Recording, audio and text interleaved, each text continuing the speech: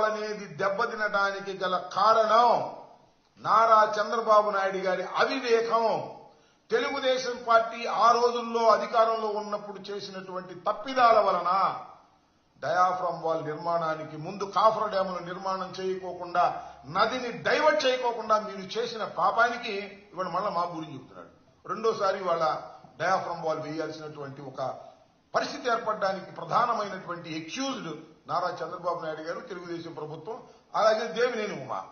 వీళ్ళ చేసినటువంటి తప్పిదానికి జగన్మోహన్ రెడ్డి గారి మీద బురద జల్లాలనేటువంటి ప్రయత్నం చేస్తున్నారు. ఇది ఎన్నోసార్లు చెప్పాను, మళ్ళా చెప్తున్నాను. అది చంద్రబాబు నాయుడు గారికి మాత్రం ఒక నమ్మకం ఉంది. చెప్పగా జనం నమ్ముతారు అని జగన్మోహన్ రెడ్డి గారి మీద నెట్టేసేటటువంటి కార్యక్రమాలు చేస్తున్నారు. ఇది చాలా తప్పు. జగన్మోహన్ రెడ్డి గారి టైంలో పోలవరం ప్రాజెక్ట్ అనేది అద్భుతంగా శరవేగంగా ముందుకు వెళ్ళింది. మేమున్నప్పుడే 2 కాఫర్ డ్యాములు కూడా క్లోజ్ చేయడం జరిగింది. స్పిల్వేని కంప్లీట్ చేయడం జరిగింది. కరోనా సమయంలో కూడా చాలా జాగ్రత్తగా స్పీడ్ గా మేము ముందుకు తీసుకువెళ్లాము. కేవలం డయాఫ్రమ్ వాల్ విషయంలో జరిగిన తప్పిదం వలనే ఈ రోజున పోలవరం ప్రాజెక్టు కుంటుబడింది. ఇవాళ మళ్ళా వాళ్లే సెకండ్ డయాఫ్రమ్ వాల్ వేయాల్సిన పరిస్థితి ఏర్పడింది.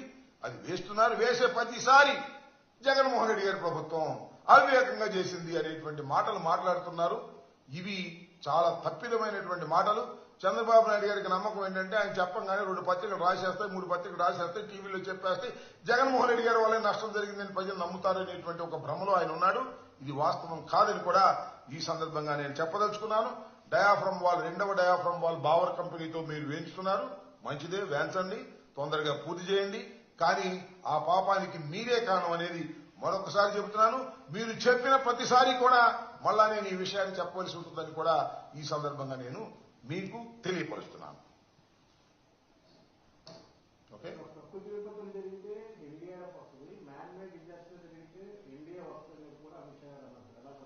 ఎవరంది?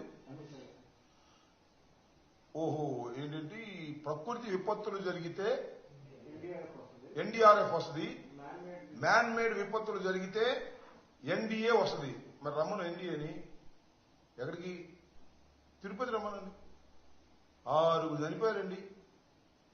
మ్యాన్ మేడ్ యాక్సిడెంట్ ఇది కాదా? మానవ తప్పిదంతో చనిపోవడం తప్ప మరొకటి కాదు. తిరుపతిలో నేను మనవి చేస్తున్నా, నాకు ఇప్పుడు 68 సంవత్సరాలు.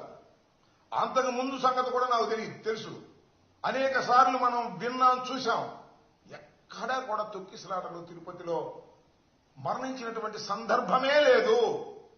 ఇవాళ ఏంటండి, వైకుంఠ ఏకాదశి సందర్భంగా టోకెన్ డిస్ట్రిబ్యూషన్ లో వసతులు లేక రాంగ్ డెసిషన్స్ వల్ల 6 నిండు ప్రాణాలు వైకుంఠానికి వెళ్లిపోతే ఎక్కడుంది ఎన్డీఏ?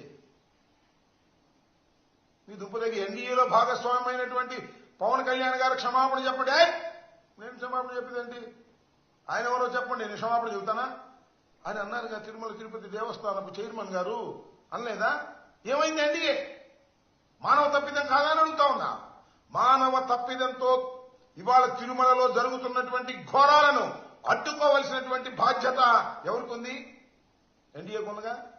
రారే? అరే, నిన్నేదో పేపర్లో చూశానండి, ఎగ్ బిర్యానీ తింటున్నారట. పట్టుకున్నారు. ఇప్పుడు మరి ఎగ్ బిర్యానీ తింటున్నారు, మటన్ బిర్యానీ తింటున్నారు. అక్కడ ఏం జరుగుతుందో ఏమిటో పూర్తిగా కంట్రోల్ అయిపోయింది తిరుమల తిరుపతి దేవస్థానం మీద. మా మీద ఊరికినే ఆరోపణ చేశారు. లడ్డూలో కొవ్వు కలిసిందని నిరూపణ లేనటువంటిది, ఆధారాలు లేనటువంటిది మా మీద అలాంటి అసత్య ఆరోపణ చేశారు. ఆ పాపమే ఇవాళ కొడుతుంది.